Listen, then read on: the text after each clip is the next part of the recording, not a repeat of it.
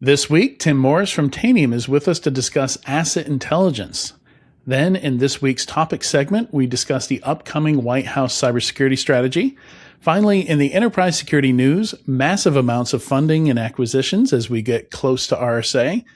Open source registries need help. Microsoft Copilot reads email marked as do not read. Don't use an LLM to generate passwords. Is a prompt injection a vulnerability or not? Defining risks. And AI changes the build versus buy equation. And then finally, the scammer's perspective. All that and more on this episode of Enterprise Security Weekly. This is a Security Weekly production for security professionals by security professionals. Please visit securityweekly.com/subscribe to subscribe to all the shows on our network. It's the show where we talk security vendors and aren't afraid to name names. It's Enterprise Security Weekly.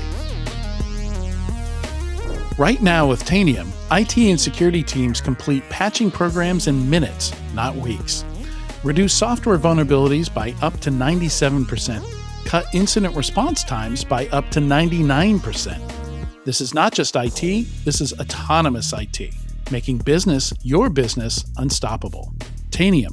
Autonomous IT, unstoppable business. See more at securityweekly.com/Tanium. Welcome to Enterprise Security Weekly and happy National Chocolate Mint Day. This is episode 447, recorded on Thursday, February 19th, 2026. I'm your host, Adrian Sanabria, and joining me is the Dean of Data Science, the Knight of Neurodiversity, the Watcher of Data Center Waste, soon-to-be mayor of her town, Jackie McGuire. How you doing, Jackie? I'm fantastic. So fun fact on chocolate mints, there's actually like an operating procedure at Olive Garden where the standard is you give the guests one mint per guest, but if they say they like Andes them, mints? Yeah, the little Andes candies, if they say they like them, you give them like a whole fistful. So they're actually trained to do that. So make sure you always tell your server at Olive Garden if you're like down in the trenches and actually eating there that you really like the Andes candies because they are obligated to give you a bunch of them. That would explain the pile we get like every other week. Also joining us is the Baron of Bloodhound, the Pirate King of PowerShell, the Earl of Entra ID, Sean Metcalf. How you doing, Sean? Doing good, Adrian. I am the one that doesn't like chocolate mints, so I would decline that or hand my mint to somebody else. Yeah, my partner is not a fan of mint and chocolate, particularly in ice cream, but we'll eat it anyway. So I give her a hard time. I'm like, yeah, it's delicious. That's why you're eating it, even though you say it's trash. I love mint chocolate chip. It's like second only to pecan praline for favorite ice cream for me. Yeah, I like it as well, but I'm not picky when it comes to ice cream. I think most of it's pretty good. So a few announcements. Security Weekly listeners can save $100 on their RSAC 2026 All Access Pass, which is coming up soon. I need to get my flights for this conference. RSAC 2026 conference will take place March 23rd to March 26th in San Francisco. So we're a little over a month away. To register using our discount code, you can visit securityweekly.com/RSAC26 and use the code 56U5SECWeekly. That's SEC Weekly. We hope to see you there. Also coming up is Zero Trust World. Most security conferences talk about threats. Zero Trust World lets you attack them from March 4th to 6th, 2026 in Orlando, Florida. Coming up much sooner than RSA. This hands-on cybersecurity event features live hacking labs where you'll break real environments, think like an adversary, and learn how attacks really work. You'll also get expert sessions, real-world case studies, CPE credits, and networking with top practitioners. And yes, we will be there. The Security Weekly team, some of us at least, I know me and Jackie will be there. We're looking forward to it. And you can register today at securityweekly.com/ZTW. They're also giving away what they were describing as a $5,000 gaming PC. And the first person to successfully hack this gaming PC gets to take it home with them. And I'm wondering now, they wrote that marketing copy months ago. So I wonder if it's now a $10,000 gaming PC. I was going to go the opposite with it was 2,000, but then DDR spikes. So now it's right. With the spike in storage and RAM costs, it's now a $10,000 PC. Somebody's going to win it, strip the RAM out, sell it on eBay, and make a fortune.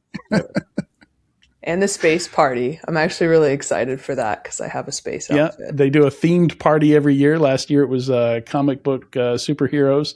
And this year it's space. All right. This interview is sponsored by Tanium. Today's topic is asset intelligence. We're excited to have Tim Morris with us today. Tim is a financial services strategist at Tanium. And prior to working at Tanium, Tim spent 21 years at Wells Fargo. Welcome to the show, Tim. Thank you, Adrian. Nice to be here. Good to see all of you. Yeah, nice to have you here. We've talked a lot over the years, and asset management is something that I talk about a lot when I do advisory work. So excited to jump into this. I think most folks are familiar with Tanium, but what's new here that's bringing up asset intelligence as a topic? Well, obviously, the two letters AI is the new thing. It's old thing if you've been doing this for a little bit, but people are realizing that in any kind of automation or AI endeavor that they're doing, that you can only work as fast or as good as the data that you have. And we all realize that CMDBs and some ITSM flows are 4-letter words. And when you have stale data or inaccurate data, then everything you're trying to automate on or base your decisions upon are it's just trash. So what ends up happening is you're trying to automate to give more leverage to users.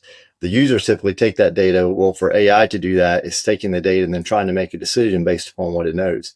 And it will make the decision. But the problem is if the data is wrong, then it's still data. It also just goes back to one of the fundamental things of, cybersecurity or IT ops. I always say good cybersecurity is IT ops done well. And, the stats are always staggering. 73% of attacks happen to an unmanaged, asset.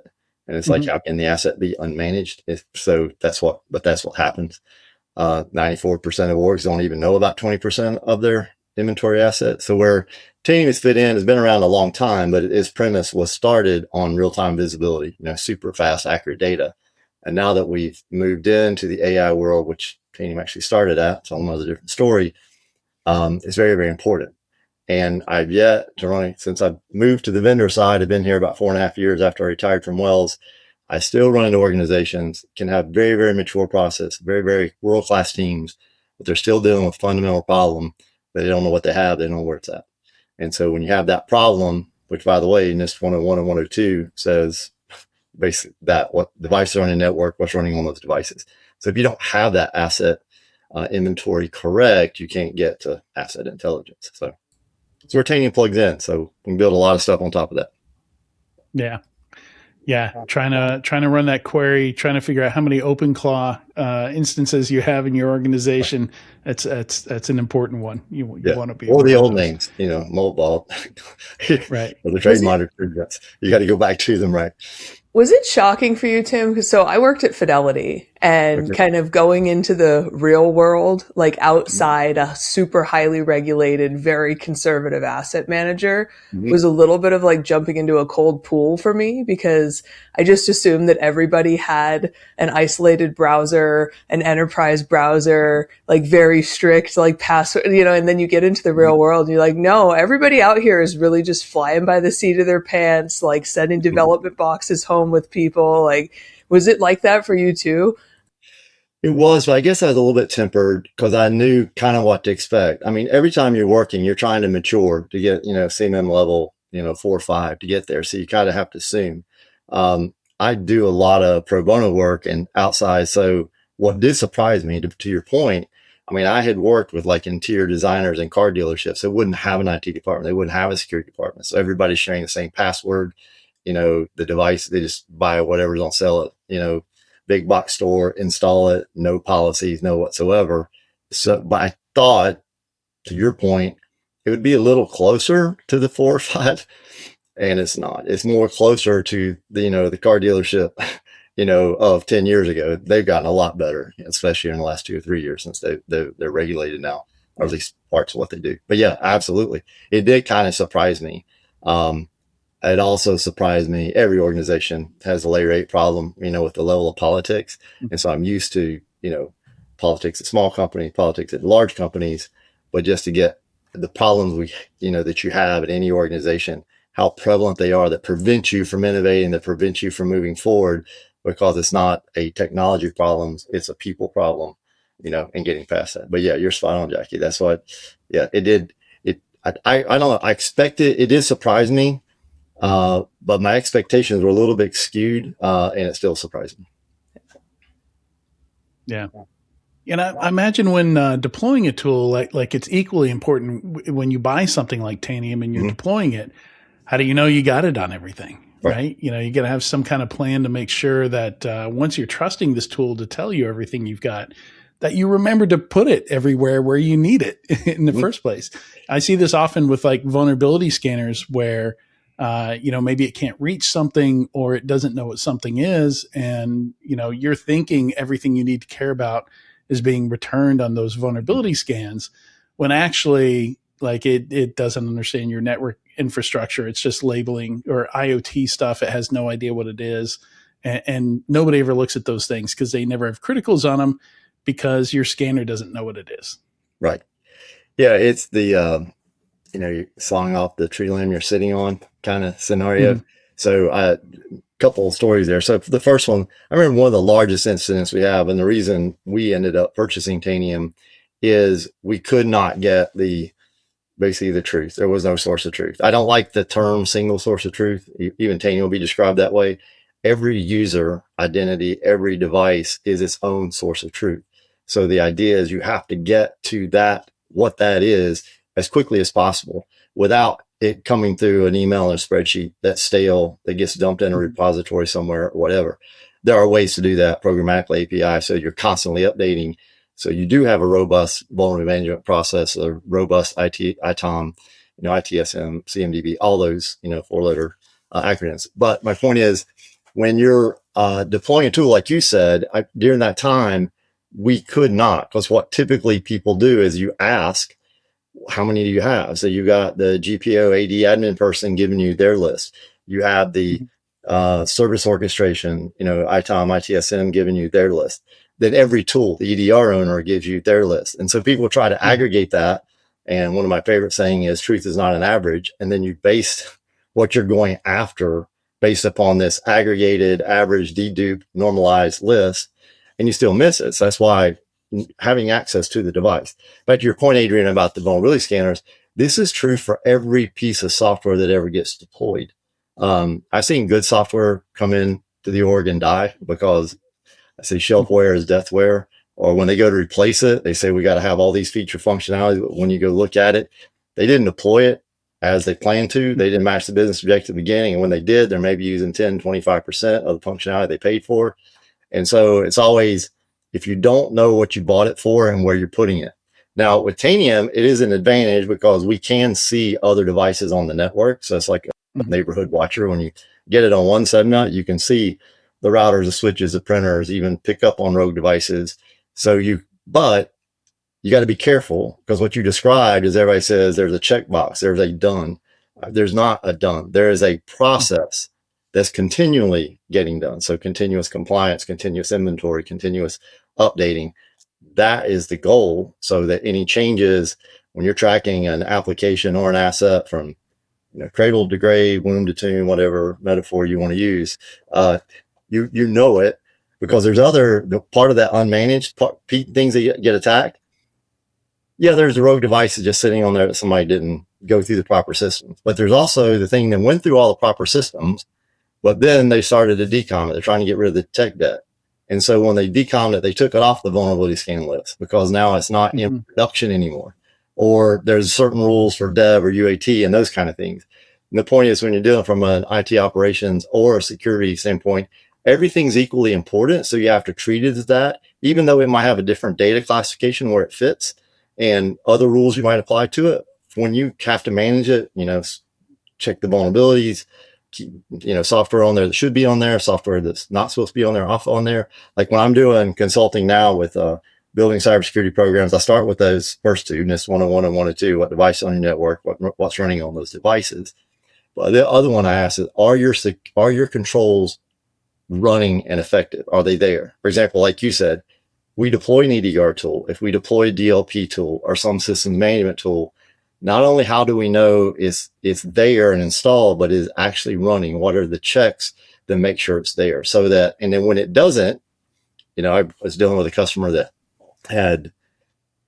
we figured out they were missing about 10, 12% of their devices. So we figured that out. But then, the ones they did know about, their EDR tool was only running it was missing on about 12% of those. When you do that math, they're only covering 70 some percent of their environment, which goes back to that other stat, the 73%. So that's why it's important to have your process whenever you're doing your asset inventory, and we'll move to asset intelligence in a minute, that it's not a checkbox. I remember patching at one point getting, the audits were so bad, they actually created, I don't know the official title, but it was something like a chief inventory officer. It's like, oh, wow. We have to have somebody at that level that's only responsibility to make sure inventory is right. And then that is, we were talking pre-show about rabbit holes. It's like everybody thinks about what's connected and has, an IP on there, but no, it goes all the way back to what does your procurement processes look like?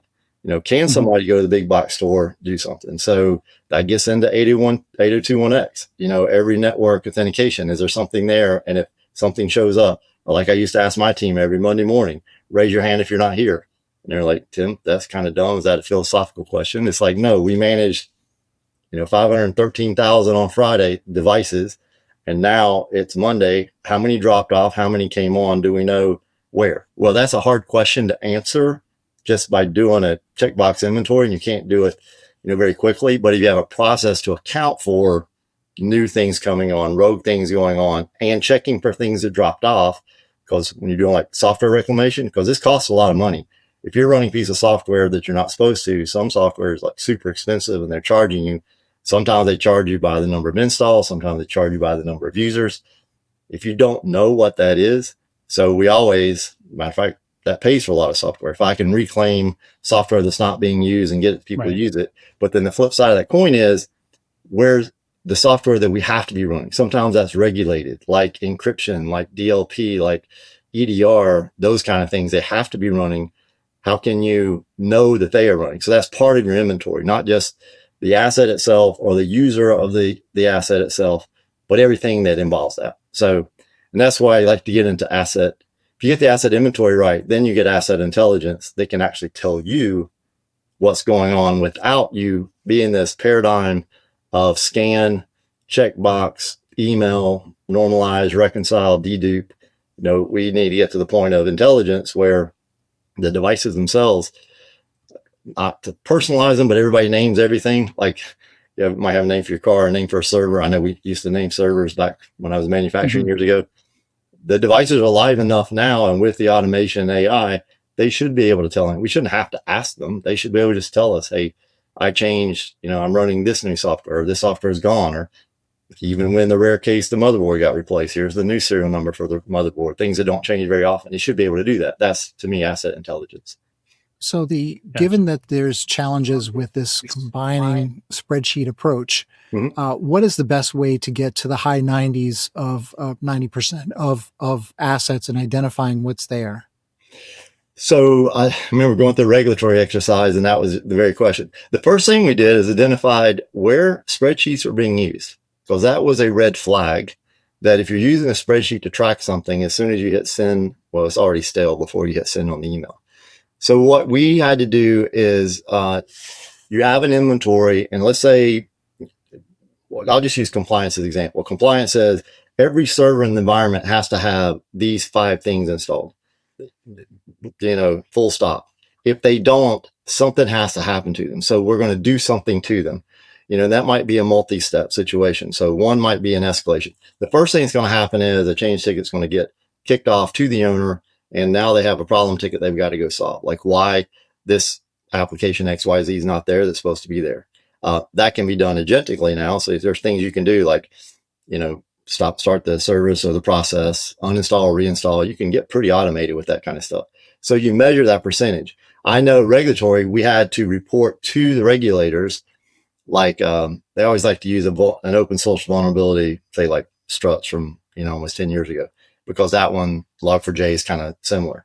What happens if somebody installed an old version? How did you know about it? So part of that's the scans. But for the servers, we had to get it was crazy, like 99.9996% compliant. If we didn't get there, then what's the escalation step 1?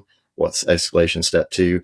And then you had to show evidence of sustainability that you were doing that. So the process is, you have this data, you're looking at it, you got to do it in some kind of time constraint, even though we have real-time data. It's like, we're only doing this check once a day. We're not going to do it every minute or every 10 minutes, but we did it once a day. And then we would create these tickets. To get to that number of 9s basically meant like out of 120,000 servers, 12 or less had to be non-compliant. And then if you had these bans, if you drop below, you lost one of those 9s in there, that's when the escalation happened. But you can put in processes that do that, and you'd be surprised when you start tracking it, measuring it, how much you can automate. Because I remember somebody standing up, let's just say a lot of Splunk index servers, and they were trying to troubleshoot, so they didn't install all the security tools on them to see if they could figure out some performance things. We knew about it at 6 a.m. the next morning, and they got bombarded with several hundred tickets, a separate ticket for each server. That gets noticed very, very fast, and then you go fix it. And again, as you do it a while, you start automating that, figuring out what the solutions are. And that's the other thing about generative AI, and it's not the destination. It's part of the it will help you to achieve a business goal. The business goal was to make sure every server was compliant. The automation was just a step or journey to get there, to move us there. So when you have that, we do a good job with LLMs and getting all this data. But most organizations already have a wealth of data in their logs, their ITSMs, help desk. You need to go train that data as well. So you know that, hey, this problem that shows up over and over again, here's how we fixed it before. So you can get, decision support, human in the loop, to go figure that out. But to your point, Sean, yeah, servers, their criticality was much higher. I think desktop, our number is like 96%. But the point is, you're doing something continually. It's a process. It's not like, oh, we're going to do this once a month or once a quarter or once 6 months. No, you're doing it all the time. They're just action points that happen at certain intervals. Some of those are a day, every day. Some of those like the escalations happen weekly, unless it was like super critical public, facing, site or something like that. Yeah, and I think often people think of remediation, vulnerability remediation, as something you do once and you're done, But there's that dusty laptop that hasn't been powered on in a while, or an old VM. Somebody copies a VM on a file server somewhere and deploys that thing. Like your example with the Splunk systems, maybe those are images that were built 3 years ago, right? Now you've got a whole bunch of out-of-date software that you thought you fully remediated now on your network again. And if you're not looking for that kind of thing, then it's just kind of a constant battle to keep that stuff off your network. There was a problem 5 to 10 years ago, but I was surprised even 2 weeks ago to hear a vulnerability got installed through a thumb drive. They had the same tech, using the same thumb drive with the same images and hadn't updated it. Oh, with their little helper tools and stuff like that? Exactly. Yeah. It was a year old. And 8-year-old version of TeamViewer. Actually apologized. He goes, "Oh, I'm sorry. I used the old one. I thought I threw that away." Time out. Why are you still using one? Let's go figure out the process. Why it's broke here so you can do that. But again, back to that example with this, where, struts, you can lose Log4j. The regulators were very, very keen on that one because that wreaked such havoc in March of 2017. And that open source, as any open source vulnerability, there's multiple forks. And it's incredible how much of the old bad stuff continually gets downloaded. So if it's getting downloaded, it's getting put somewhere. To your point, Adrian, the process has to be where it's catching it all the time. And we get out of this, I call it the checkbox mentality, whereas, I've done it. I don't have to do it again. Timer kicks off. No, it just needs to happen. Yeah. I see, I think we talked about this before, it'd be super nice where we don't have a Patch Tuesday anymore. where vulnerabilities, like music you have a drop date, the song's going to drop, the vulnerability or the patch is going to drop, and you just consume it. Your processes are so robust, with getting them done. And I hear the argument, oh, you can't take the system down. Well, now you got a BCPDR problem. If you don't know how to run your system. Now, I understand there are supercritical manufacturing, healthcare. It's much harder, or you have to be more careful. Let's put it that way. But in most of our world, we used to say, oh yeah, the hardware is cheap. Well, with all these RAM prices, it's not cheap anymore. But you can always do the belt and suspenders, right? You have system A and system B, and you should be able to run both of them, patch one while the other one's offline, and flipping, right. Have some kind of high availability. Very high. Yes, super high availability. Yeah. To do. And that will fix. And again, now you don't have if you're in a regulated environment where you have to do these tests every quarter, every 6 months, you can do it every week. I got to where our systems, I would make them, rotate them every month, just because it was just good. Not only that, but everybody in your team is a different level with experience. And once you go through one of those exercises, you get smarter, you get more experience. So all the junior folks would have to go through that with a senior person over, watching them. And then some of that is going to move into AI, where this switching is pretty straightforward and more, well, not straightforward, but very seamless to do. And addresses a lot of problems, not just, it fixes the process to keep the software updated the way it should be. Does it help to budget for the head count? Well, I guess it's not necessarily fully head count, but the hours that it's going to require to do some of that hygiene. Because that's one of the things we talk about here a lot, is that security leaders will budget for a tool, but then they don't budget for the actual hours it's going to take their team to do the hygiene associated with that tool. Overhead. Yeah. So to your point, the inventory, it would be kind of like hiring a bunch of people to work at a grocery store, but not hiring anybody to do inventory, and then being surprised that your shelves are empty or full of stale products. So when you're doing that, is it helpful when you're going through that process to actually put the realistic numbers on paper of like, hey, this is what the tool is going to cost, and then here's the actual man hours it's going to take, or woman hours, I guess, to run the tool? Absolutely. It's one of the first lessons I learned when I moved into leadership. So late 20-something-year-old me, it's like everybody knows most people know their personal finances. So people can manage cost well. And so typically the first challenge you get is, I need you to do this on time and under budget. So what are you trying to do? You're trying to cut the budget as much as possible, and you get the situation that you just described. And I learned real quick from a mentor of mine, and I gave her the budget numbers, and she looked at me and she laughed, and she goes, that won't get it done. I said, absolutely, we'll get it done. No, it won't. And then she goes through all that, not just that, the high availability. So you didn't account for a dev and UAT environment. You didn't account for HA. And oh, by the way, we're not even talking about people yet. You put in the bare minimum. So I had to learn that lesson. Fortunately, I had a good mentor, and she took care of it. She took my number, I think multiplied it by 3 and submitted it. And we got and I was like, oh, what am I going to do with all this money?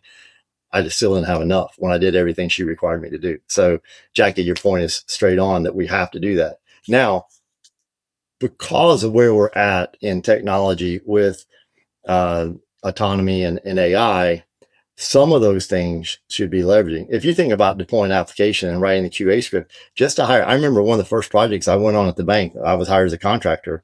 I was to do packaging, and I got there and realized I was doing QA work. We had like 30 people just doing QA work. I mean, now that's one job that AI can shrink that way down, because you can have it write the scripts for you and test, and then give you the outliers to go fix it.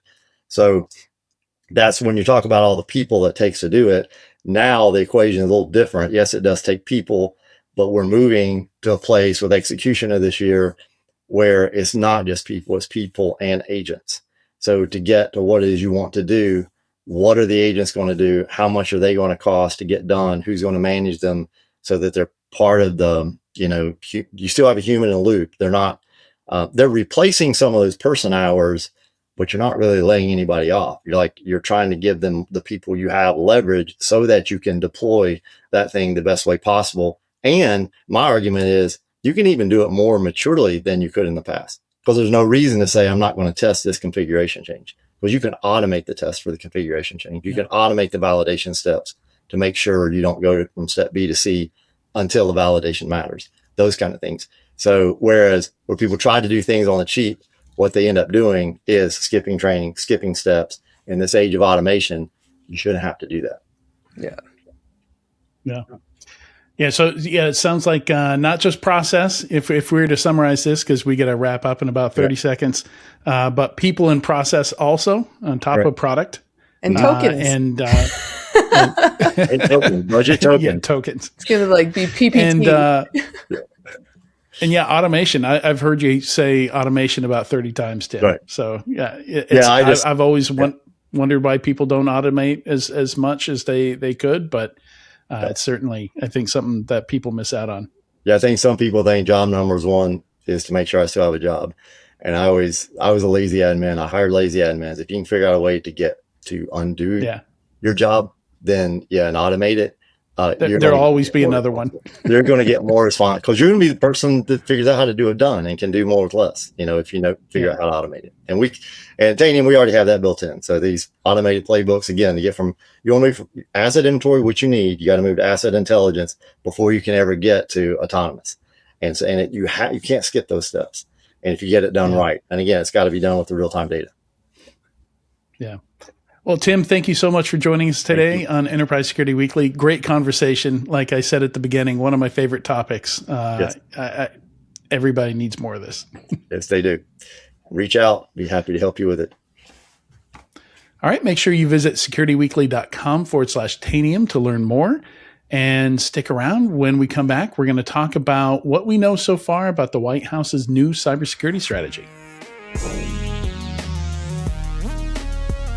In today's threat landscape, cyber attacks move fast, and security gaps, siloed tools, and slow response can turn small incidents into major breaches.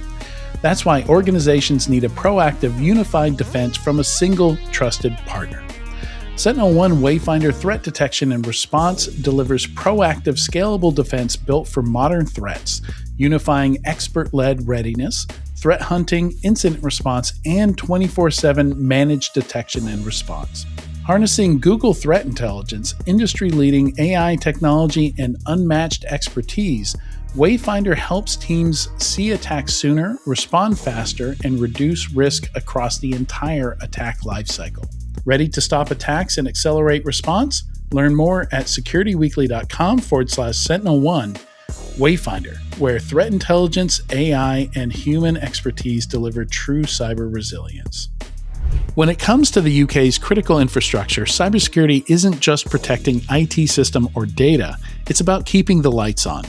Airbus Protect specializes in OT security, shielding the industrial systems that power our transport, utilities, and government.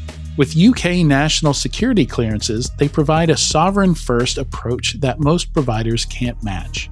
They bridge the gap between complex engineering and modern digital threats. Secure your operations with a partner who understands the high stakes of British industry. Speak to their experts at securityweekly.com/Airbus Protect. That's securityweekly.com/Airbus Protect. Ever feel like your network infrastructure is stuck in the past? Meet Meter, the company reimagining what it means to get and stay online. Meter delivers full-stack networking, wired, wireless, and cellular, all in one seamless, scalable, and secure solution. From hardware design and firmware to software deployment and support, Meter streamlines every part of your network while giving you all the control and transparency you need. Whether you're managing a branch office, retail stores, or a massive data center, Meter gives you performance, reliability, and the visibility you need to stay in control. Thanks to Meter for sponsoring. Go to securityweekly.com/meter to book a demo now. That's securityweekly.com/meter. METER. Welcome back to Enterprise Security Weekly. For this week's topic segment, we're discussing some early details on the White House cybersecurity strategy. This is something I'm not used to, but apparently drafts have been floating around. Journalists have been reading it. And it's supposedly going to be really short. It's only going to be 5 pages, as opposed to the, I think, 35 page strategy that preceded it from the Biden administration. So, and obviously it's pivoting quite a bit from what we saw out of the Biden administration. I think these things, they're interesting to see. They're always too ambitious, for the entire federal government to tackle. but they do sometimes tell you something. They're sometimes interesting. And if I recall from the Biden one, it was real big on S-bombs and zero trust and stuff like that. Like they were saying a lot of good things. They were, kind of keeping with the times. It wasn't like the last generation of what we decided was good security. It was the current generation. But with no visibility into how far we got into that strategy, it kind of feels like when you get a new CISO every 18 months, right? Like we just started the planning for doing some of that stuff. I mean, some of it was specific. Some of it is like within 6 months, agencies need to do this. Within 9 months, they need to do this. I recall that from the last one. But we'll see if there's any kind of deadlines here. We don't have any insight into that yet. But this is it's the National Cyber Director, Sean Cairncross, is leading this. And the strategy has been described as reorienting the U.S. policy towards offensive operations, regulatory rollbacks, and private sector partnerships. And 6 pillars were defined: shaping adversary behavior. I guess that contains all the offensive stuff. Reforming the regulatory environment, securing and modernizing federal networks. I mean, what have we been doing for the last 50 years?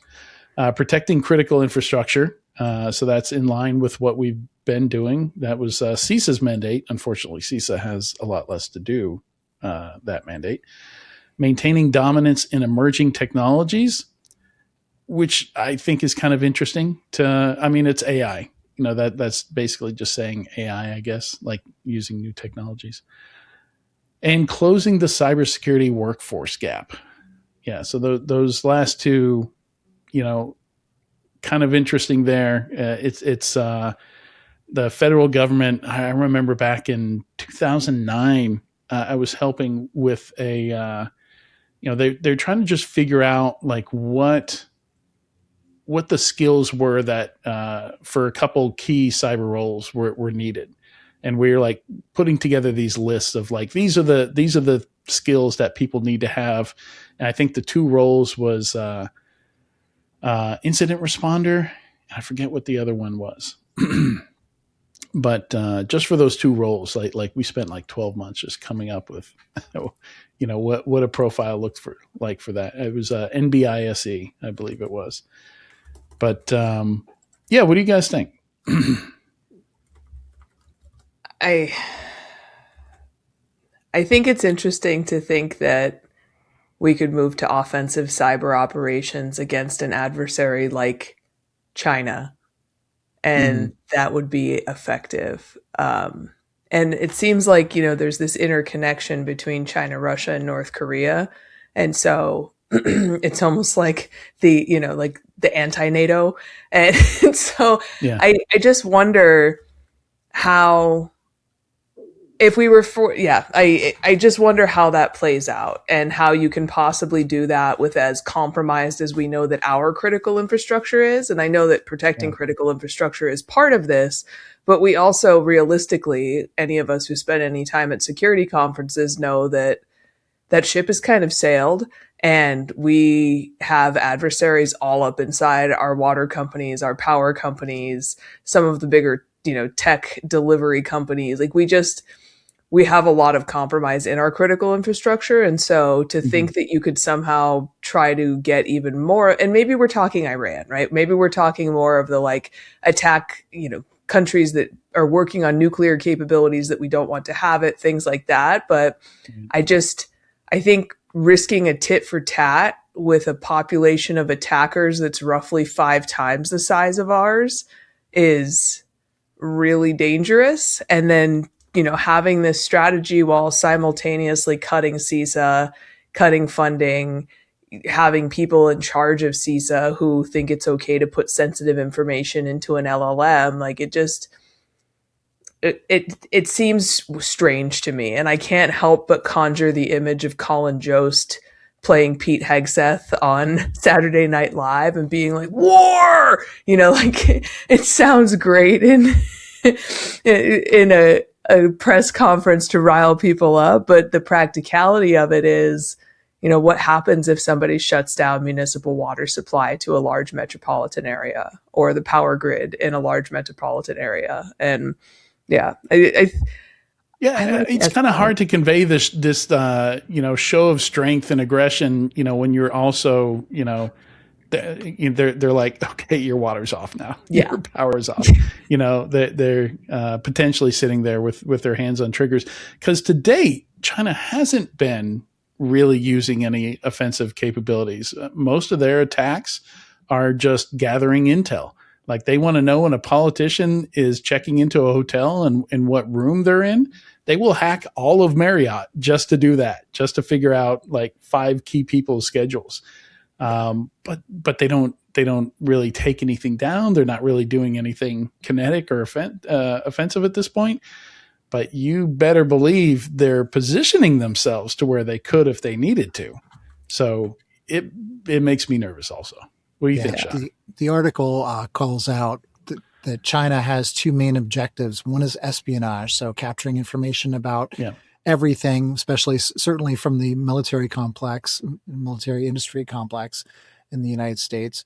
And the second one is burying themselves into utilities. So to your point, Jackie, and those 2 things are going to continue regardless of anything else. And the whole idea of this, well, we're going to respond with offense if the other team does something offensive, that assumes that there's attribution that can be done at a near perfect level, which is difficult. And it also assumes that we know exactly where they're coming from. So where they are when they're launching these things. And we've talked about the residential proxy issue, where there's all these residential systems that have been part of this massive botnet effectively that has been used to DDoS certain systems over time. And so even just using a couple of those would be enough to help throw off some attribution. Then you have the situation of misattribution, where, say, China wants to make it look like Iran is doing it and routes everything from Iran and uses the Iran time of day workforce and everything, or they even do something else. They target Australia and make it look like Australia is doing something, and Australia is one of our allies. So 100% of cyber warfare is guerrilla warfare. Right, exactly. And so the article mentions that CISA's budget has been cut by 17% and doesn't have a sitting director that's been approved by Congress yet. So we have a number of issues, as you mentioned, Adrian. We have to have some guiding force when it comes to the federal government, and that's supposed to be CISA. But we can't have them actually do that when they don't have the leadership and they don't have the money and the budget for all the things that they are tasked with doing. Yeah. Well, I think there's also, at the risk of getting overly political and being boycotted by a third of the software companies in security, we have,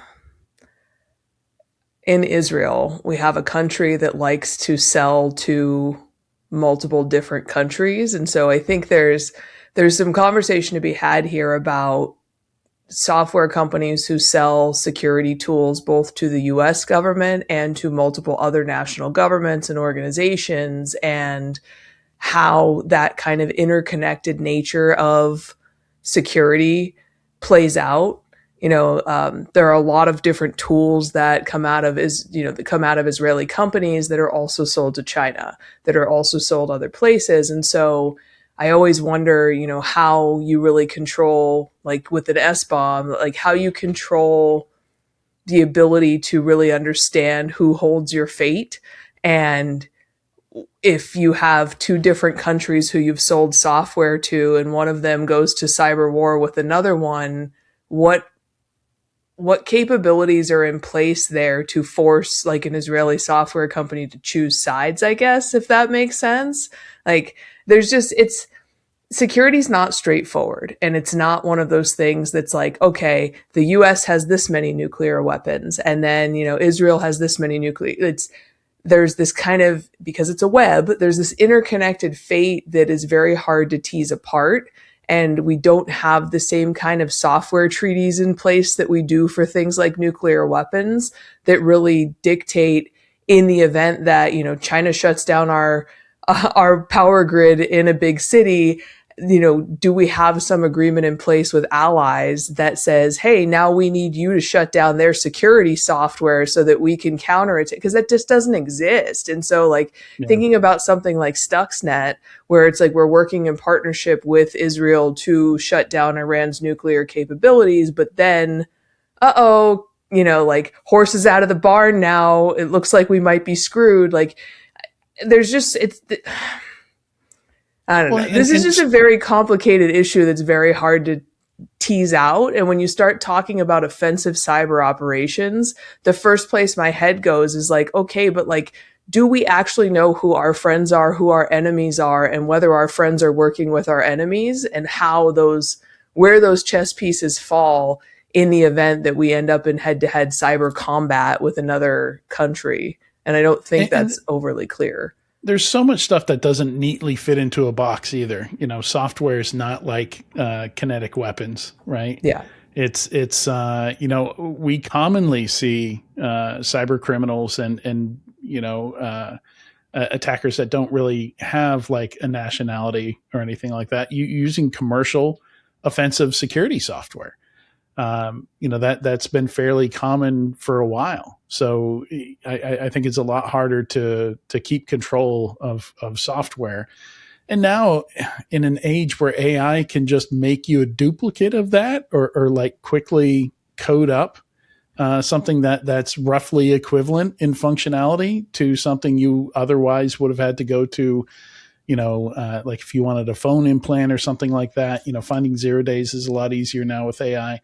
You know, I think the value of locking down offensive commercial software or even stuff on the defensive side and trying to, you know, keep that within a border or have blacklists of people you can't sell that to, I think that loses a lot of value now that it's easier to create software, significantly easier to create software. Well, we're so our physical supply chain is so dependent on one of our greatest cyber adversaries. You know, like the vast majority of stuff comes out of China. And to Sean's point about like a botnet like Kimwolf, is like the the enemy is in the house. You know what I mean? Like this is like 200 million devices that are compromised that that they're being used, sold as, you know, DDoS like consumer devices, right? Like, yeah. And so like, and to your point, Adrian, there are different people that have control over different parts of that botnet and are using it for like AAS a service.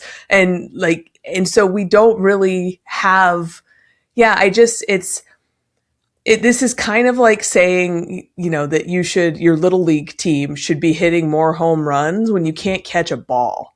And, yeah, you know? I like that metaphor. Yeah. I like that metaphor because like when you've seen the state of things, when you read into some of these breaches, it's like, man, we are not. I really wish the CSRB could have finished that Salt Typhoon report because it was 100% of our telcos, right? We're all compromised in that attack. And I think what you would have found, you know, one thing that did come out of that, there was one admin at a telco where just a single username and password belonging to this one admin got you into like 180,000 devices. Like there's no attempt to limit blast radius or, you know, segregate stuff there. Like that's just, you know, we got a lot of work to do, and I don't think we're prepared to throw rocks in our glass house. The whole thing is very messy. It's very, very messy. And it's challenging. And I think it's way more nuanced, to Jackie's point, than academics see it as well. If someone's going to attack us, we should attack them right back again. That works in a military one-on-one, multiple on multiple type scenario. But when it comes to cyberspace, sorry for using the word, but when it comes to that environment, it's very different and it's very messy. Yeah. Well, and we're making most of our data center components in China now. like generators, chillers, all of those things. And so, it was at Hacker Summer Camp last year, we were talking the about stuff we can't get enough of, right? Yeah, when we were talking about, like, how do we really know those things aren't compromised? And so how do you know that like half of the cloud computing in the country can't be shut down because somebody in China hits a couple keys and all of a sudden your chillers don't work and your data center spiked to 300 degrees and everything just melts? Like, why would you attack the actual server sitting in the data center if you can mess with a couple temperature readings and deploy fire foam? Like that, that shuts the whole data center down, and it takes days, if not weeks, to clean up. And so I think it's just like we're completely unwilling to admit that we've already lost this war again. Like, if China really is our greatest cyber adversary, we've lost that war because we've lost our supply chain. And so S-bombs are great, but physical bills of material, like there's not really a good way to at large scale actually verify the components that we're using for the cloud computing that powers even these tools. Even the stuff we banned, like Huawei, we ran out of money to get people off of Huawei, like 60% through that project or 40% through. I forget. It was either a little less or a little more than halfway through. The bill that provided money to let people swap out and get rid of Huawei, the money ran out. So those things are still sitting there. So we already said, and there's no evidence that there was ever any backdoors in any Huawei gear, but I think the concern is that a new update could introduce it at any time.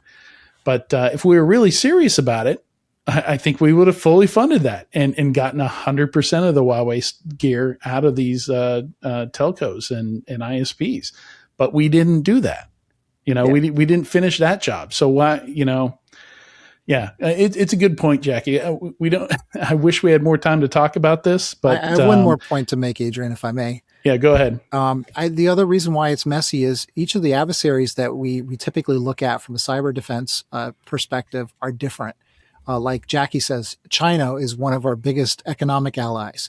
With Russia, we can say no Russian software. We're not going to use any Russian. We're not dependent. Yeah, we're not dependent on them. And they're super stealthy in how they do actions and cyber activities and attacks against us, and just kind of sit and wait themselves. We could handle a borscht shortage, right? and they go after and get information and learn information about politics and educators and embed in different areas. Iran, we can go ahead and say we are not dependent on Iran at all, and anything they do, we want to stop them. And they're gathering information themselves. And North Korea is actually getting people hired in corporations so that they have embedded people. And North Korea's perspective, that what they are after is money. And again, we don't have any trade relationship with North Korea. So North Korea and Iran, sure, we can kind of shut those down. Russia, we can do what we can. But China, like Jackie says, is really messy. And I think that's another aspect and element of this that's challenging from when you talk about like a strike first type scenario.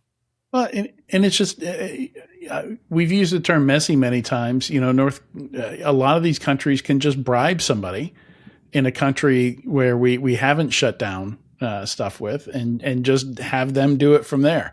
Right. They can just ship them a laptop and say, plug this in, we'll give you $5,000 to plug this in, and they'll just do it. And they're back in, they're back in business. So it's a really tough problem, but that's all the time we have for this week's topic segment. Might be interesting if you have any suggestions from anybody who thinks about this, writes about this, talks about this kind of thing a lot. It would be interesting to have them on, especially as, we don't know when this cyber strategy is going to come out. But I think it would be cool to have somebody who, thinks and talks about, cyber offensive type stuff a lot, maybe like a Dmitry Alperovich or somebody like that we could have come on. But if you have any suggestions, let us know. Stick around. We'll be right back with the weekly enterprise news. This episode is brought to you by Adaptive Security, the first cybersecurity company backed by OpenAI. AI has fundamentally reshaped the threat landscape. Today, the greatest risk isn't someone breaking into your systems, it's someone breaking into your trust. Deepfake voices joining your video calls, AI-crafted phishing emails that perfectly mimic your executives, even synthetic job applicants entering through the front door. Adaptive Security is designed to counter these new realities.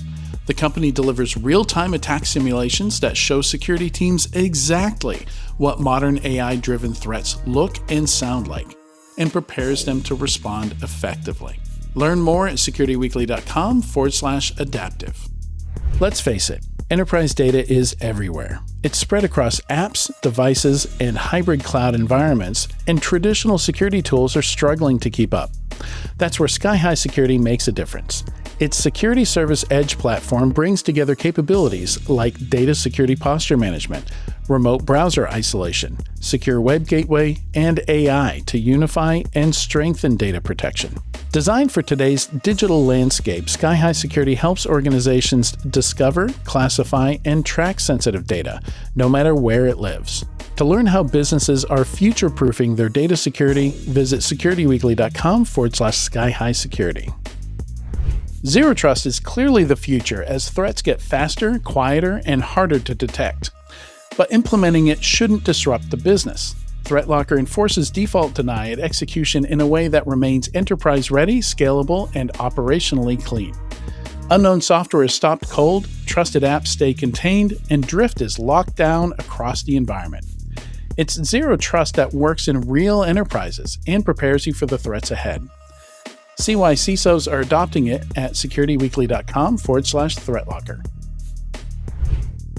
Welcome back to Enterprise Security Weekly. Now for the Enterprise Security Weekly news. You can check out securityweekly.com/ESW447 if you want to follow along as we go through the news or for links to the articles that we're covering. Jackie had to go. She had some stuff to take care of, and Eamon also has joined us. Welcome, Eamon. Hey, Adrian, how are you?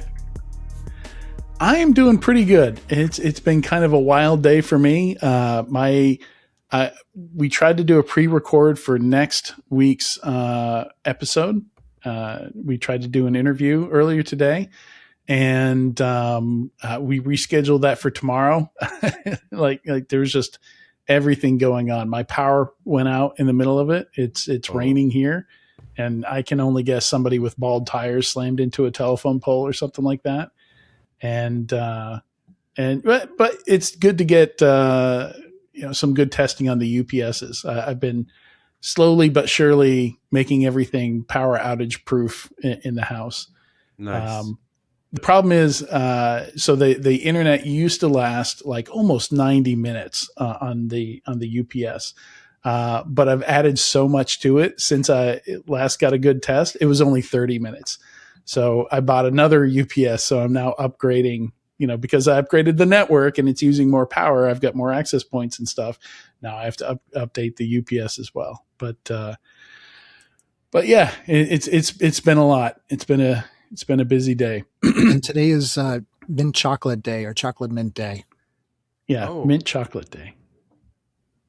Nice. All right, let's get into it. The vibe check, I think, is very interesting from Mike Prevet this week. The question asked was, what AI security assumption from 2023 aged the worst? And the one that won there, the top one, was that AI will replace most security analysts. So I think we have appropriately tempered our expectations from some of the hype that was coming out back then. The second most voted one was, we have time to figure this out. And then the other two were, LLMs are too unreliable for real security work, and creating compliance frameworks will work. And there's some good comments there. Yeah, I would say AI is doing a lot better than a lot of people thought just a couple years ago. Yeah, one of the comments says LLM-based offensive security tooling is getting better. A lot of progress there. And then another one goes as far to say humans are too unreliable for real security work, especially given that our adversaries are AI enabled. So our topic, we were talking about the White House strategy there. So I don't know. Welcome your new AI overlords, AI cyber war agents. I don't know.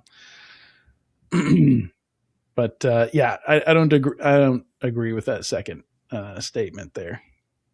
I think yes, humans are unreliable for security work, but also AI is almost by definition kind of unreliable. Since it's non-deterministic, like it It's takes a certainly lot very of work. unreliable when it comes to password generation, which is one of our articles. It does. Yeah, and since you mentioned it, we can jump to that and we can come back to the funding and acquisitions, which are kind of wild. But it just kind of like I didn't have any words when I first saw this. I was like, people aren't doing this, are they? Are they having Claude and ChatGPT generate passwords for them? They are absolutely doing that for sure. So to be clear, we have great ways of generating passwords. Most password managers do an excellent job of this. This is a very serious piece of code. We know the math, how to do it properly. An LLM is absolutely like if you ask somebody to make the worst password generator they could, the easiest way to do that would be to grab an LLM. Let's just put it that way. But somebody tested it. Somebody tested exactly how bad are LLMs at generating passwords. I think they generated 50 passes, and out of 50 passes, I think 30 of them were the same password. Wow. Out of 50 runs. And the others were very close. They it only generated 30 unique passwords out of 50 attempts. Okay. And that's with a brand new like brand new chat, like created, it's not within the same thread or anything like that. Sorry, go ahead, Sean. And those passwords that it generated that weren't exactly the same still had same components in them. Like the first few characters, 3 or 4 first characters 8 were the same. So the level of entropy goes way down on this when you want it to go the other way when it comes to generating passwords. Exactly. Yeah. Yeah. So this was I didn't go through all the different models that they tested. Yeah, they were all bad. They were all bad. Okay. Yes. I read through quite a bit of it. It's quite a long article and very well researched. Mm-hmm. So it's worth mentioning, I'm not familiar with the company that did this, but it's called Irregular. I actually don't even know what they do. Frontier AI Security. First frontier security lab with the mission of protecting the world in the time of increasingly capable. I don't know what they do. They do AI. It looks like they just have publications. So maybe this is what they do is they do security research. So maybe it's all grant funded or privately funded or something like that. It's kind of cool. Yeah. It's VC funded, Sequoia and Redpoint. And they're hiring AI researcher, cyber researcher, research engineer, software engineers, DevOps engineers. Yeah, maybe they have a product coming, and this is just how they're doing their marketing for now, is the research side of the organization.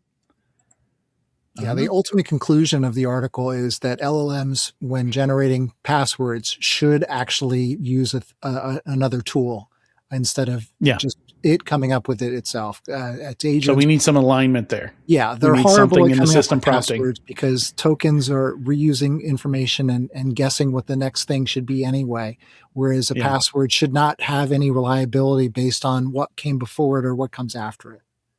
Yeah. Well, that was a fun one. So going back to speaking of VC funded, we actually have layoffs this week. I don't think there's not a whole lot of drama there. Palo Alto acquired CyberArk, which was a public company. They were not a startup. They're pretty huge. Like I checked LinkedIn today, 4,000 employees. So it's not really surprising that one big security company buys another and lays off 10% of its workforce. So about 400 of those 4,000 were laid off. And yeah, not too much to talk about there. In fact, I wouldn't be surprised if they let more go because of AI or something like that. I was surprised that the biggest funding we had was GitGuardian, which I think they added deception, but they started out just scanning code repos for credentials. Right. Like that's all they did. They kind of competing with Trufflehog here, which is now a commercial company. I think it started out as open source. Trufflehog is such a great name, by the way. It is. Mm-hmm. But kind of surprised to see, I mean, were you guys surprised to see, internal secrets monitoring, public secrets monitoring? It's still kind of the core of what they're doing. $50 million Series C for doing that. I guess it's one of those things, right? Like giving you hardened containers that's like very specific and niche, but it's behind so many compromises and breaches that I guess it just makes sense that everybody needs it. Right.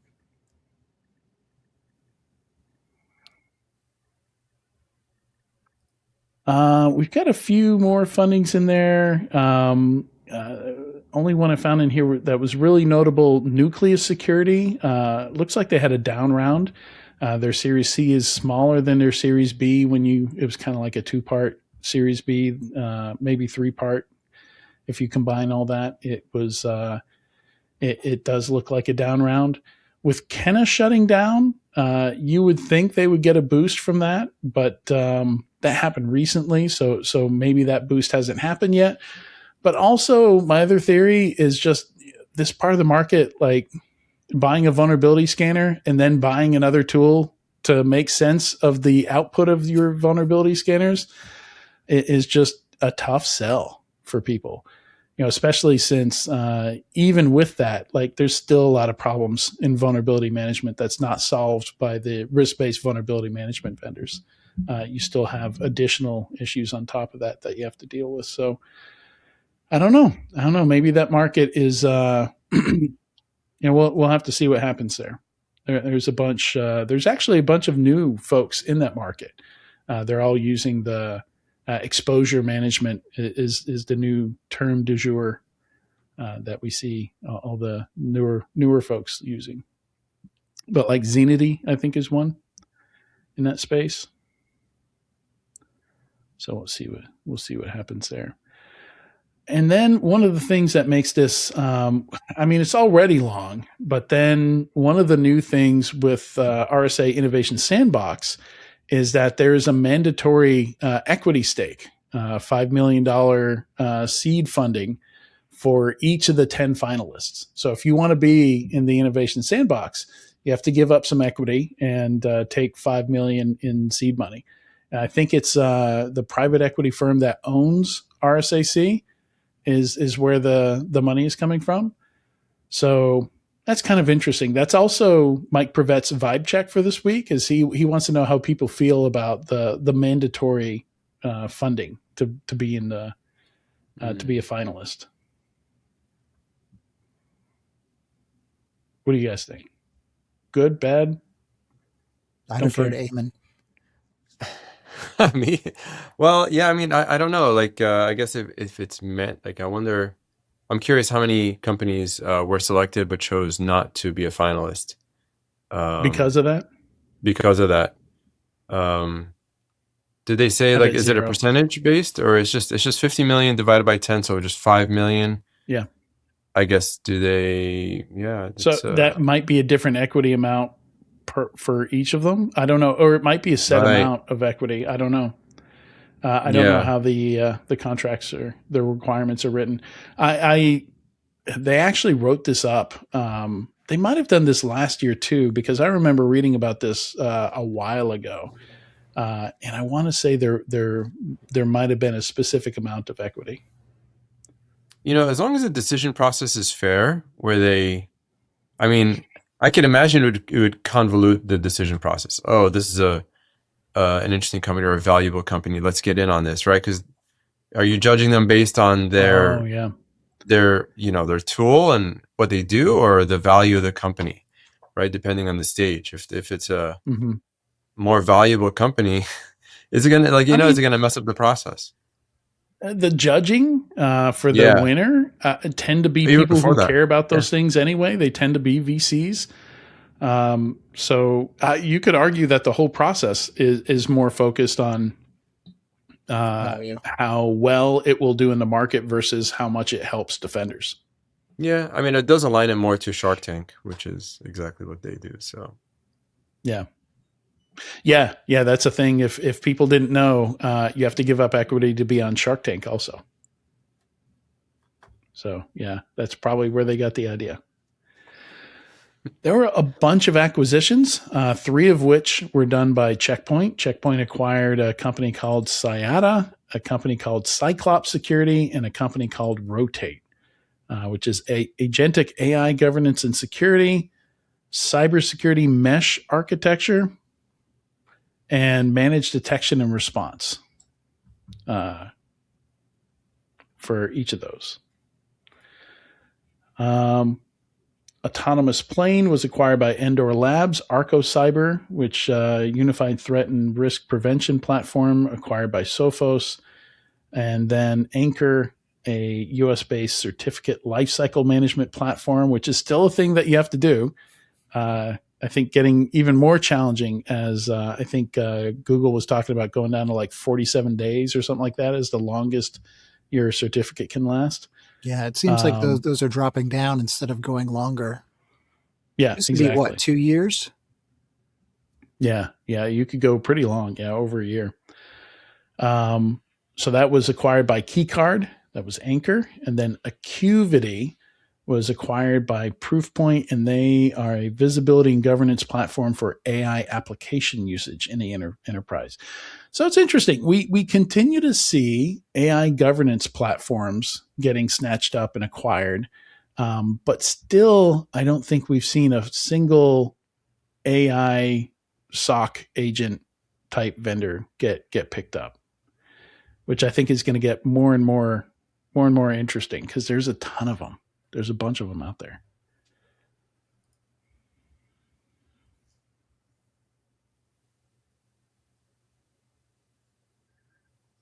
All right. Story number 2, trends. Open source registries are underfunded as security costs rise. So I think this is, the article mentions a variety of reasons for this. This is a Register article by Joab Jackson. Free beer is great. Securing the keg costs money. Register always has good titles and subtitles. But yeah, basically they don't have enough money to implement basic security. That's right in the title.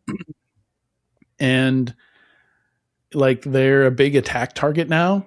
Like we keep seeing attackers go after repos and, trying to use that to get access to a whole bunch of companies and systems all at once by introducing backdoors or malicious scripts and NPM, that kind of thing. And none of these are getting any more help than they currently have. Like the stakes are up, the amount of attacks they have to deal with are up, the amount of fake packages and malicious packages and stuff that they have to try and filter out. All that's up, but their staff is not up. Yeah, it's the latest supply chain attack. I mean, when you think about it, the open source is free, but the distribution of it's not. And the article mentions that Fastly actually donates a lot of bandwidth to the repos. One of them had something like 3.5 or 10 point something billion downloads in a year. I mean, that's massive. And some of them are owned, like Microsoft owns NPM, right? Because GitHub owned NPM and Microsoft acquired GitHub. So some of them are commercially owned, but then some of them are just open source themselves. They're run by communities,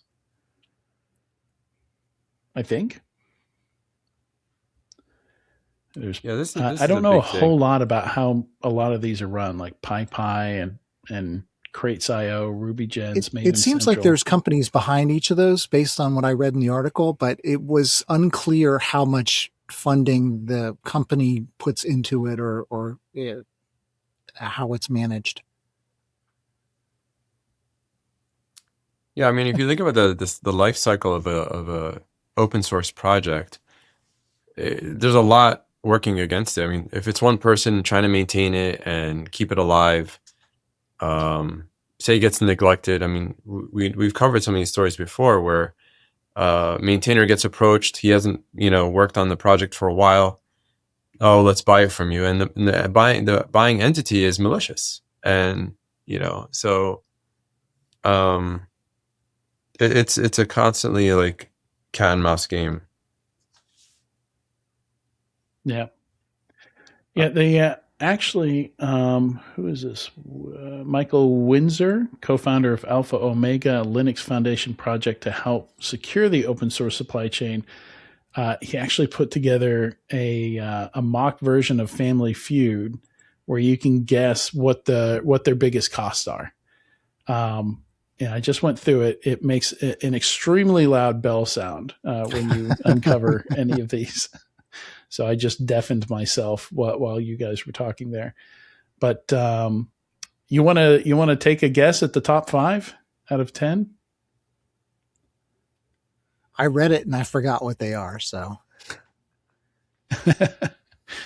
Eamon, what would you guess the top expense is? We've already hinted at it. I'll give you a hint there. We've already mentioned it. For a repo, like downloads? Yeah. Yeah, downloads, I guess. So bandwidth. Which would be? Bandwidth. Yeah. Sorry. Yeah, network bandwidth. And then second is storage. Third is compute. So that kind of completes the hosting trifecta of things that you pay for there. And then malware and abuse are 4th and 5th.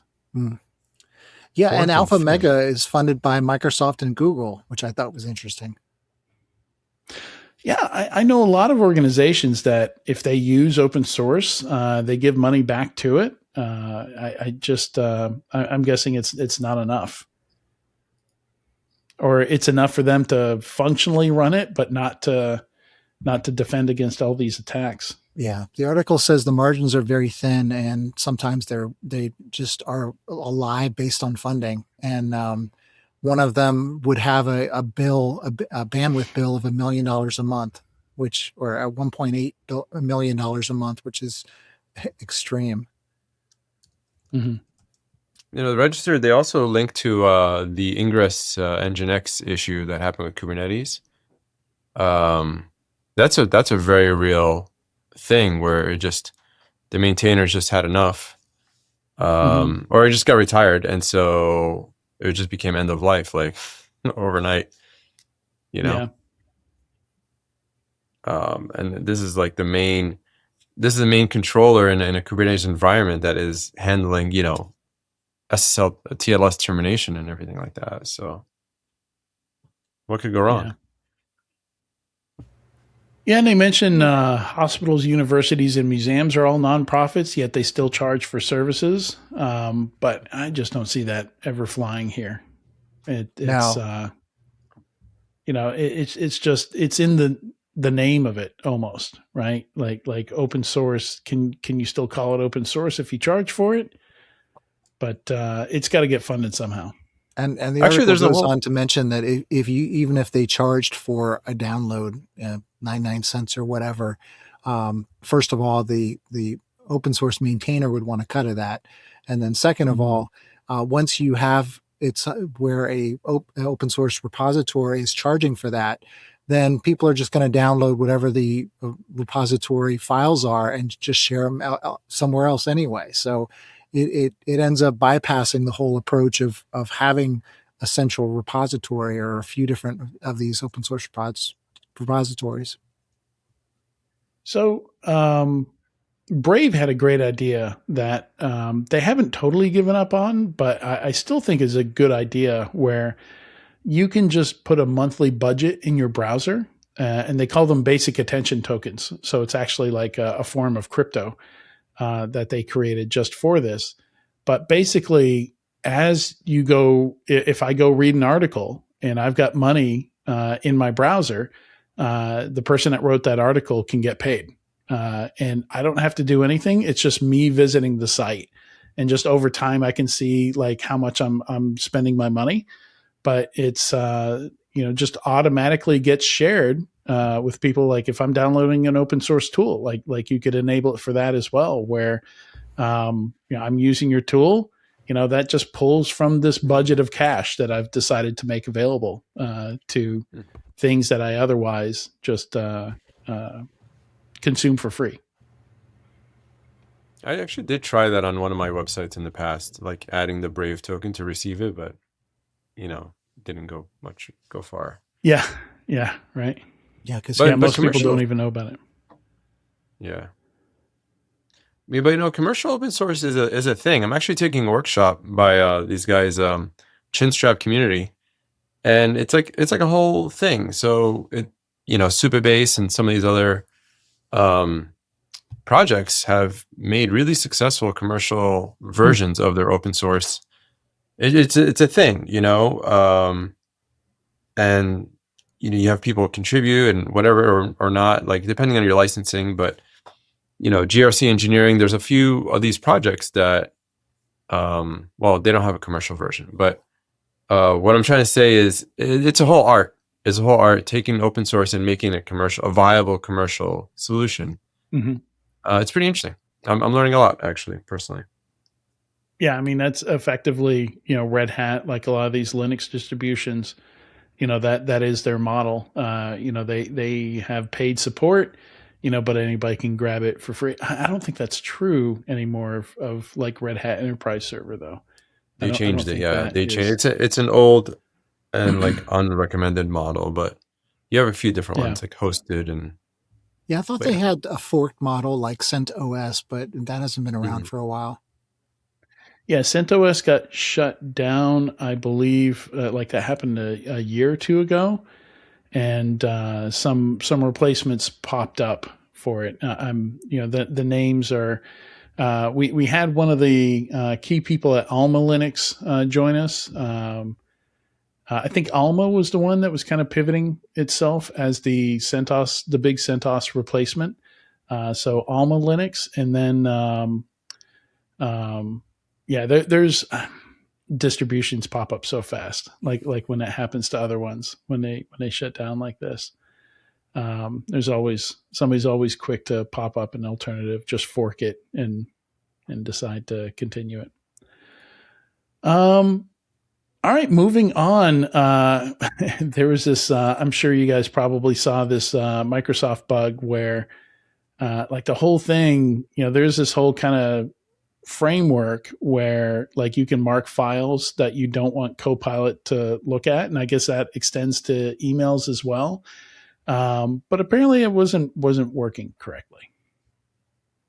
So, did any of you have a chance to dive into this one? Yeah, I did. Because I did not. It was basically in the sent items and the draft folders. If there was a email that was flagged confidential, and Microsoft noted that this is part of their DLP solution, then Copilot was able to read it, and it shouldn't have been.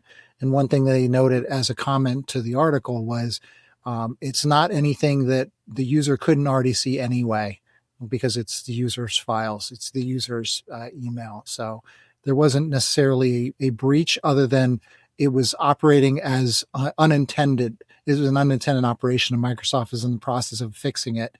And it'll take them a little bit of time, but they said early February or the course of February, the month, they're going to work through it.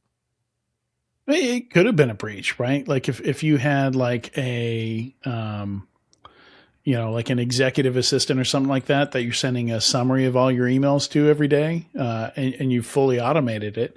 It could be. Could have been a breach depending on your automations and how you're sharing data. Yeah. All right. So this next one is really interesting. The web MCP. So story number 5 here. It's one of these, we'll have to wait and see if it catches on, type things where, like we've talked about this on this show. Like we've just assumed that because, AI is automating a bunch of things for people, and a lot of that involves scraping websites, that websites will just be, the other incentive is that AI is the new SEO. So there's several incentives here to build your website to be easy to read by an AI, and it's probably more efficient too. Right. Probably going to cost you less bandwidth and, hurt website performance less if you've optimized it for AI to be able to read it. So I kind of looking at this, it kind of seems like a way for every website to have an API without needing to have an API. Right. Yeah, and there's a special header for it, which would identify that it's available. So when the browser interacts with it, it's going to know that there's a WebMCP configuration that's at play, and then it can download a version of the website in XML or JSON or some sort of structured format. And I thought it was interesting that Google and Microsoft were working together on this, which is really great. Oh, wow. So is it the whole website? Like how does that? I haven't dug into this too much. That part like, I'm not entirely certain, but the example they gave is that if someone is shopping or using an agent to shop for them, it could see what commands are available, like get women's dresses, and then from there it would have to filter down from the results of what it is. So it basically talks about what commands are available, how it can interact with the system. Are there forms? What are those form types? And what sort of response do you get out of that? So the example was more of a shopping type site, since I think that's probably more of what the agentic browsers would be used for. It's like, hey, go find me a dress, go find me a plane, a flight to Europe somewhere. Yeah. I'm old enough to remember websites like that were that tried to be compatible with things like links and JAWS, like text-based browsers. Because obviously, if you're blind, it's kind of hard to browse a website if it's not text friendly. If it's not in a format, that's easy for a text-to-speech reader to read out loud to somebody. But but yeah, it makes sense. It's interesting. It kind of feels like like going back to those ages where people actually use text browsers to browse the internet. But yeah, it doesn't need to be in that format, right? It can be in a like you said, JSON, like some format that's more efficient for a tool like this. Can you imagine in a world where in the future there are more agents viewing websites than actual people? Wow. Yeah. We're already there, are we not? I thought the browsing data suggested that we're already there. Are we? I mean, there's bots, I guess, but like you're if designing you your website. combine the scraping and the like actual inference use, I think I think humans are in the minority at this point for internet use and web use. Yeah. And it's funny, like all creators are kind of like divided, right? Some people want the agents to scrape their site and some people don't want it, right? So Cloudflare, for example, gives you an option to allow or not allow. So it'd be interesting. Let's see. So I really want to talk about this one. So I'm going to skip down to, actually, let's do yours. Let's jump down to 8. Eamon, your post here on defining risk. Yeah. So I wrote this kind of rant/article on defining risk. And the reason is, sometimes we use the word too much. And helping, when you're working with like non-security people, they may say, this is risky or whatever it may be. And so, okay, what does that mean? And, us as security folks, personally, I don't like using the word. And I talk about it in the article. And I kind of allude to a metaphor as far as like driving a car, is driving a car over the speed limit risky? Right. And it's like, there's so many factors to take into consideration, who's driving the car, their conditions, the condition of the car, the age, blah, blah, blah, blah, blah, or, surrounding environment, the posted speed limit. So, it's just kind of going back to basics, really. But let's define it in terms of like exposure, attack surface, vulnerability, exploitation, likelihood, all that kind of stuff to really get at the, to level the playing field as far as language and like, what are we talking about exactly? And what are we trying to solve? Mm-hmm. And it's, and it gets even more interesting, I think, once you get into quantifying, attempting to quantify risk as well. And I don't know, I don't understand how you do it without data, right?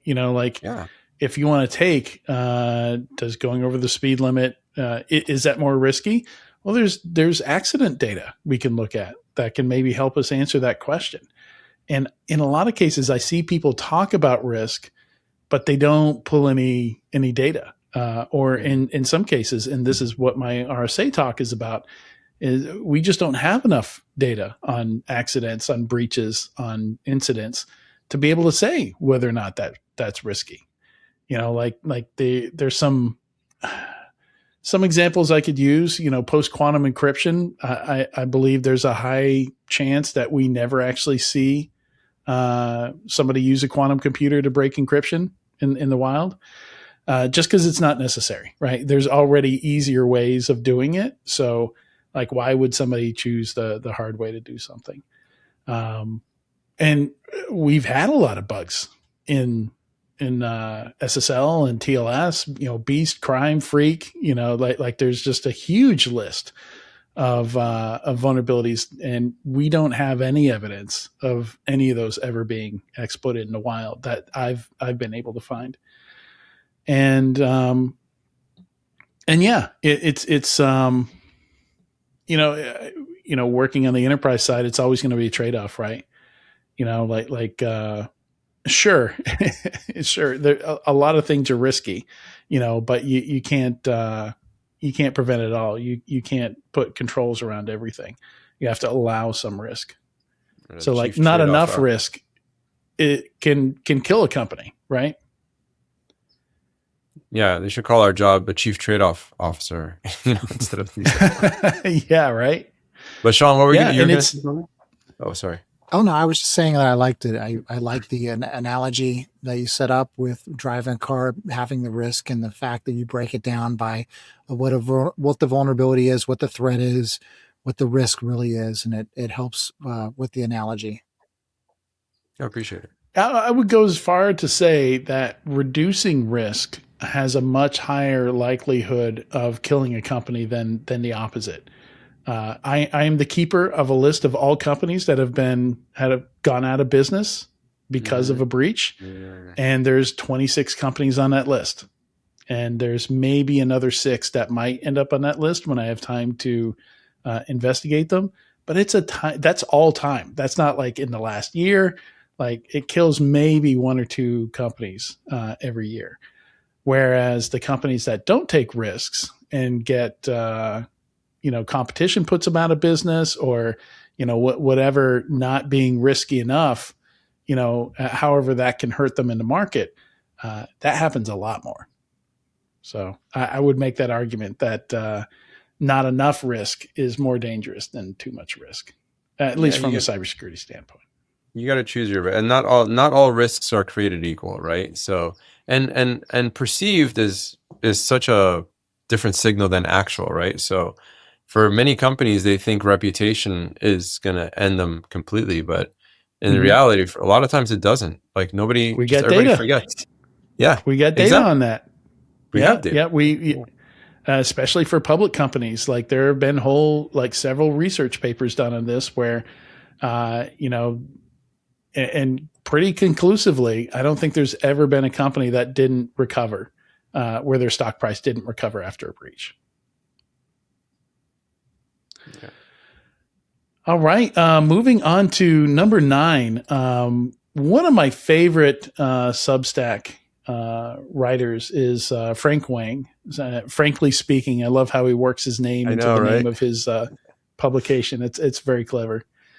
And this is the changing buy versus build calculus for security, which is something I've been talking about recently. And I, it doesn't surprise me at all that he's got a blog post out about it before I do. But yeah, just thinking about the different security categories where maybe you don't have to buy it. Maybe you can just build it, right? Obviously there's categories where that's not going to work. Like I don't know that I would see anybody vibe coding a vulnerability scanner, because you still need all those vulnerability checks, like that. I think would get very, very tricky. If there's any kind of proprietary data that just takes a lot of effort or a lot of time to collect, maybe not. But I can think of a lot of other security tools that would be pretty easy. Like some of these posture management tools, maybe. I don't know. What do you guys think on this one? I don't know if you guys, I don't know if Sean from, but Go yeah, ahead. I love it. Oh, sorry. Yeah, I loved it. I mean, I'm really strong. I'm bullish on AI and tooling and creating your own tools. I mean, I did it myself. There was a Yeah, you're doing problem. Yeah, I did You it. know it There can was be a done. problem. Yeah, exactly. There was a problem I needed to solve in Google Workspace, and the admin panel is not cutting it for me. And I'm like, there's got to be a way. And I just kind of, vibe coded something, and that's it. And the models are getting smarter, and so yeah, 100%. Yeah, I agree as well. And I think that with vibe coding now being a thing and with the models doing very well with putting out quality code much better than it was even a year ago, that's is definitely a perspective of it. He said in the article as well that AI has to be part of the conversation. So if your tool doesn't have the ability to make things better and leverage AI, then you're going to get passed over. Yeah. Yeah. And that's something I look for in every tool. Actually, one of the big things is like having a good API, right? Mm-hmm. Now that I can whip up a tool to hook up into the API to do whatever it may be, I want that. Like, there's a specific use case I was just looking at the other day in Vanta that I couldn't, like, they didn't have an API for this one specific feature. And I want to build a Slack bot to do, to have salespeople just enter this information and trigger in Vanta. And that could, the connector, the glue now can all be vibe coded now, right? So my hot take on this is that I think it's kind of a misnomer that the choice is build versus buy, because even when you buy products with a lot of these products, you still have to do a lot of building. You have to customize the product. Maybe you need parsers that the vendor doesn't have if it's a SIM. Maybe you need to build detections if it's like again, a SIM or an EDR product or something like that. Yeah. Threat hunting, like there's still tons of work that your people are going to have to do. They're still going to be writing Python code. They're going to be writing YAML, these parsers, Terraform, all kinds of stuff like that. So, I think having AI to help with the process, even less, like even more so, you're going to be thinking, do I really need a vendor product, with a bunch of bugs in it, that I have to train my people on, or, that has like 57 features I don't need that I'm going to pay for. It might actually be easier to onboard a tool that you buy to both build it and onboard it than to just onboard a highly complex vendor tool with a lot of features that maybe you're not interested in or don't need. But it's going to be a very personal thing. Like already, I call it the customization tax, the amount of work you have to do to make some vendor's tool work for your needs and your environment.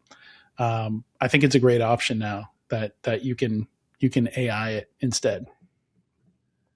Well, I mean, when I buy a tool, listen, you can't build everything, right? Well, let's just face it, right?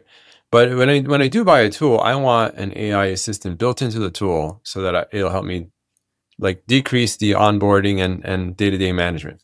Take a SIM, for example. SIM is a perfect example. Like, if I'm going to sit there and write all the field extractions and whatever, like, no, I don't want to do that anymore.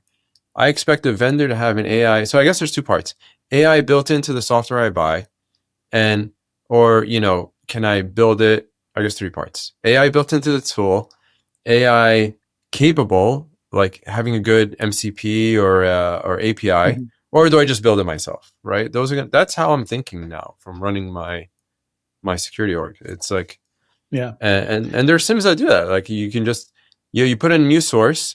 Hey, I have this news source.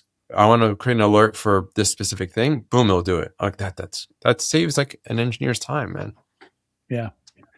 Yeah, I think there is one exception. There are categories of security tools where basically you grab the subscription, it just does its thing, and you don't really have to do anything. Particularly if it's like a compliance requirement where it's not something that you're really actively using. I think we still see people outsourcing a lot of stuff. I don't know. Like, I'm interested to see, that's something to think about maybe for a topic segment of the future. Like, what segments, what categories within the security market do we see being disrupted by the ability to easily build software? Yeah.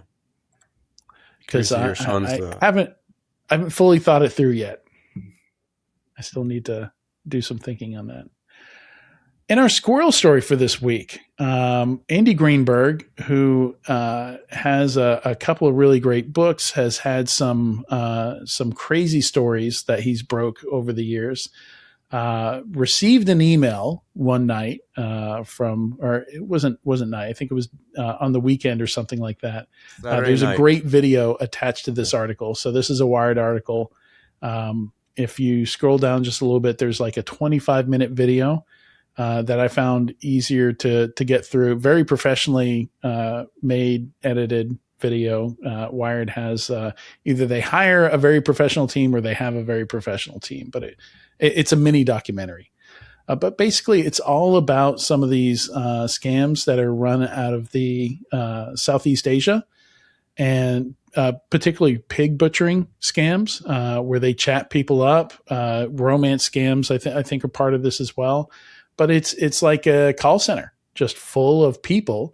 And a lot of those people are there against their will. Like a lot of it's like people with debt that can't pay off their debt. They end up in these centers. And apparently it's run by Chinese mafia, even though it's physically in, was it Laos? Laos. Was it Laos? Okay. I think so. But yeah, you find it in Cambodia, Laos, Myanmar.